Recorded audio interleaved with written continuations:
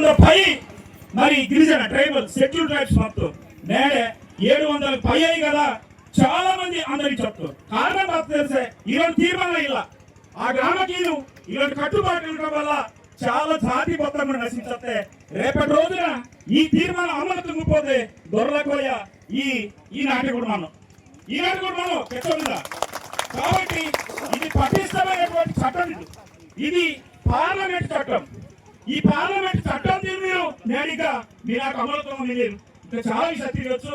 కాకపోతే వాదికు మీరు ఐక్యత నన్ను ఇక వాదపై నన్ను బెసవాదే నన్ను ఈనాటే. కానీ సంస్కృతి కానీ సాంప్రదాయం కానీ దేశ బతికింది ఛత్తీస్గఢ్. ఆ ఛత్తీస్గఢ్ అడుగు వస్తాయి నా ఒళ్ళు పులకరిస్తే నా జాతి యొక్క మూలం ఇక మీదే ఆ మూలం నేను రూఢని కొంచెం చాలా సంతోషిస్తాను. మరి అలాంటి జాతితో బతికినటువంటి మన సంస్కృతిని మనం కాపాడాలి. నేను వేలకు తీర్మానం చూపుతారో ఆ తీర్మానం ఖచ్చితంగా మీరు అమ్ముతున్నారు.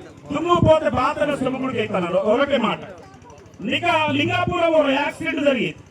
ఒక యాక్సిడెంట్ వరకు పెళ్లి కొడుకు ఢిల్లీ దగ్గర ఆ పెళ్లి కొడుకు తెల్లారుకు తెలియదు. కానీ యాక్సిడెంట్ జరిగింది. బాగా జరిగితే దానికి తీర్మానం మందు ఉంటుంది వార్త. మరి ఆ రోజు ఆ పీకిడు అన్యాయం వస్తుంది కదా. ఇలా అనేక రకాల కట్టుబాటు మీద రావడిందే ఆ కట్టుబాటుకి ఊడి వల్ల ప్రపంచం మొత్తం కూడా ఆదివాసీలాగా బతకవాలి. ఆదివాసీలాగా బతికే ఒక ధర్మము ఒక నీతి ఒక న్యాయం అందించడు ప్రపంచం మొత్తం మన వైపు కూడా మొత్తం మనల్ని పోలు ఓరు వైపు కూడా ఉన్నాయి. ఇది చాలా దారుణమైనటువంటి విషయం. కాబట్టి చాలా సీరియస్ గా తీసుకున్నాడు. ఇది గొప్ప ఉద్యమం.